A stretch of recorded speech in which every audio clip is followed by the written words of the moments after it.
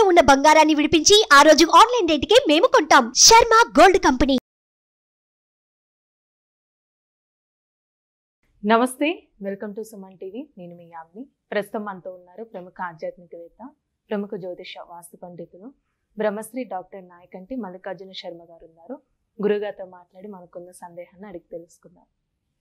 నమస్కారం గురుగారు. నమస్కారం అమ్మ. గురుగారు, ఈ శని వక్రగతి వల్ల అండి కన్యా రాశి వారికి ఏ విధంగా ఉంటుంది? తప్పకుండా అమ్మ. ఓం శ్రీ గురుభ్యో నమః. ఈ కన్యారాశి వాళ్ళకి వక్రగతి అనేది ఏర్పడటం వల్ల సహజంగా ఏమిటంటే కన్యారాశి వాళ్ళకి 6వ స్థానంలో శని యొక్క సంచారం. 6వ స్థానంలో శని యొక్క సంచారం వల్ల 5వ స్థానం యొక్క ప్రభావం అనేది ఒకటి ఉంటుంది. అంటే షష్టమంలో శని ఉంటే మంచివాడు. ఈ షష్టమం యొక్క ప్రభావం ఎలా ఉంటుందంటే షష్టమంలో ఉండదు వక్రగతి పొందినప్పుడు. పంచమ భావం యొక్క ప్రభావం ఏర్పడే అవకాశాలు ఎక్కువగా ఉంటాయి. అంటే శని ఏమిటంటే 5 గ్రహాలకు మాత్రమే వక్రత్వం అనేది ఒకటి ఏర్పడుతుంటుంది. ఈ 5 గ్రహాలకు ఏమిటంటే వక్రత్వం అనేది అంగారకుడు, బుధుడు, గురువు, శుక్రుడు, శని. అంటే పంచగ్రహాలు అంటాం మనం.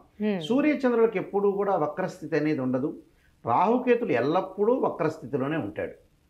అంటే ఏదైతే ఒక 2 గ్రహాలు రొటేట్ అవుతూ ఉండగా ఒక గ్రహము యొక్క వెలాసిటీ దాని యొక్క వేగం తగ్గితే, అంటే పరిభ్రమణ ఇస్తూ ఉండగా ఒక దాని యొక్క వేగం తగ్గుతుంది. ఆ వేగం తగ్గితే దాన్నే వక్రస్థితి అంటాం.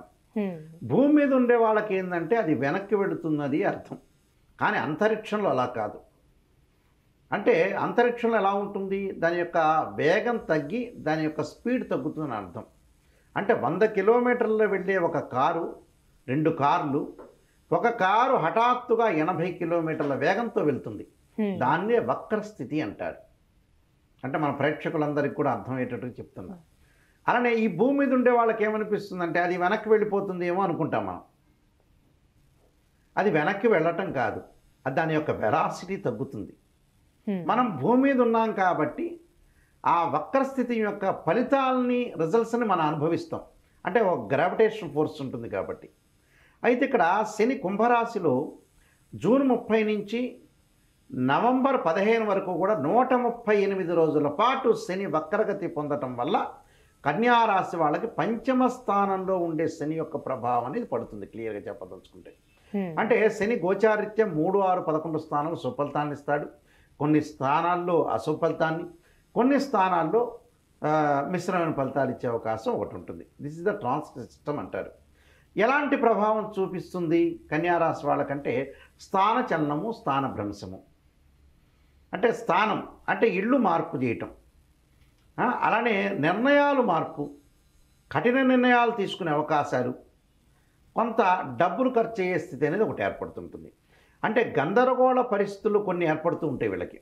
ఆ గందరగోళ పరిస్థితులు ఏర్పడినప్పుడు కొద్దిగా మనం ఎంత జాగ్రత్తగా ఉండాలో అంత జాగ్రత్తగా ఉండాలి. ఉద్యోగ వ్యాపారాల్లో కొన్ని ఆటంకాలు వస్తుంటాయి వాళ్ళకి. ఆటంకం రావటం అంటే మీ సంబంధాల్లో విభేదాలు పెరుగుతుంటాయి. అంటే డిస్ప్యూట్స్, అంటే ఎవరి ఏ మాట అన్నా కూడా మంచి చెప్పినా కూడా చెడు వస్తూ ఉంటుంది. కాబట్టి ఆచితూచి అడుగు వేయాలి. గ్రాస్పింగ్ పవర్ ఉంది కదా అని ఎక్కువగా మాట్లాడితే కూడా కొన్ని సందర్భాల్లో జీవితం దెబ్బతింటుంది. అంటే విధి బలమైంది, మానవుడు బలహీనమైనవాడు. మానవుడు వీక్నెస్. విధి ఎలా ఉంటుంది, స్ట్రాంగ్గా ఉంటుంది. ఆ స్ట్రాంగ్ను తట్టుకోవాలంటే ఏంటంటే మనిషి బలహీనతను తొలగించుకోవాలి, బలంతో ముందుకెళ్ళాలి. ఆ బలంతో ముందుకు వెళ్ళటం వల్ల మనకి మంచి జరిగే అవకాశం ఉంటుంది ఒకటి. అది చాలా ఇంపార్టెంట్. ఒక బాల్ను మనం ఒక చోటకి విసిరేస్తే మళ్ళీ రిఫ్లెక్ట్ అయ్యి మన దగ్గరికి వస్తుంది. Newton's third law. అంటే every action is equal to opposite reaction అంటాం మనం. అంటే మనం విధిని ఎదుర్కోవాలి. విధిని ఎదుర్కోవాలంటే బలమైన శక్తిగా ముందుకు వెళ్ళాలి. వస్తుంటాయి. చాలామంది మన వాళ్ళు ఆలోచన చేస్తుంటారు, నెగిటివ్లో ఉంటే పాజిటివ్ తీసుకోవాలి. ఎప్పుడు కూడా నెగిటివ్ చెప్తున్నారని ఆలోచన చేయకూడదు. ఆ నెగిటివ్లో మనకి జరగబోతుందనే ఉద్దేశం ఉండి జరగబోతుందని మన జ్యోతిష్ శాస్త్రం ప్రకారంగా ఉన్నప్పుడు దాన్ని ఎలా తిప్పుకోవాలి, ఎలా క్యాల్కులేషన్ చేసుకోవాలి. కాలం బాగలేదు, జాగ్రత్త పడాలి. ఇప్పుడు వ్యాపార పరంగా ఈ సంవత్సరం పెట్టకూడదు, పెట్టుబడి పెట్టకూడదు అని చెప్తాం మనం. అప్పుడు మనం పెట్టకుండా ఉంటే మనం సేవ్ అయినట్టే. అదే లౌకికం, అదే లౌకిక భావన. అలానే ఇక్కడ విభేదాలు పెరుగుతాయన్నప్పుడు బంధువులతో, స్నేహితులతో ఆచితూచి మాట్లాడాలి. అప్పుడు విభేదాలు పెరగకుండా ఉంటాయి. దానికి ఒక్కొక్క దానికి రెమెడీ ఇదే. అలానే ఉద్యోగులకు రాజకీయంగా అంటే ఉద్యోగులకి వాళ్ళ మధ్యలో తోటి కొలీగ్స్ ఉంటారు కదా, జాబ్ చేసే వాళ్ళకి రాజకీయాలు వస్తాయి వాళ్ళ మధ్యలో. అంటే పాలిటిక్స్ ప్లే చేస్తుంటారు. అంటే వాళ్ళ మీద వీళ్ళు చెప్పుకోవటం, వీళ్ళ మీద వాళ్ళు చెప్పుకోవటం, అంటే ఒకళ్ళ మీద ఇంకోటి చెప్పుకుంటుంటారు. అవన్నీ కూడా ట్రాన్స్ఫర్ చేసుకోకూడదు. అంటే ఒకళ్ళ విషయాలు ఇంకోటి చెప్పుకుంటుంటుంటారు. అలా చెప్పకుండా మౌనం, ఎవరి దగ్గర చెప్పిన విషయాలు కూడా వేరే వాళ్ళకి పంపించకుండా జాగ్రత్త వహించాలి, వాళ్ళ దగ్గరే ఉంచుకోవాలి. ఈ వ్యక్తి మీద ఇలా ద్వేషంగా చెప్తున్నాడంటే సర్లే అనాలి అంతే. ఈయన దగ్గరికి తీసుకెళ్ళి ఆయన అలా అంటున్నారని చెప్పకూడదు, అక్కడిక్కడ చెప్పకూడదు. చెప్పటం వల్ల కూడా ప్రాబ్లమ్స్ వచ్చే అవకాశం అనేది ఒకటి ఉంటుంది. అలా అంటే వాళ్ళ మీద వీళ్ళు చెప్పడం అనేది చెప్పకూడదు. దానితో పాటు ఖర్చులను అదుపు చేసుకోవాలి. ఒకటి కొంటే ఒకటి ఫ్రీ అంటారు కదా, మనం 2 కొని పెడేస్తాం, అలా కొనకూడదు. ఖర్చుల్ని కొంత అదుపు చేసుకోవాలి. మానసికంగా ఒత్తిడి పెరగకుండా చూసుకోవాలి. దానితో పాటు ఓపికగా ఉండాలి, తెలివైన నిర్ణయాలు తీసుకోవాలి. తర్వాత ఉద్యోగస్తుల సహ ఉద్యోగులతో కొన్ని సంబంధాలు కొనసాగించాలి. నూతన వ్యాపారాలు ప్రస్తుతం చేయకూడదు, ఉన్న వ్యాపారాన్ని జాగ్రత్త కొనసాగించాలి.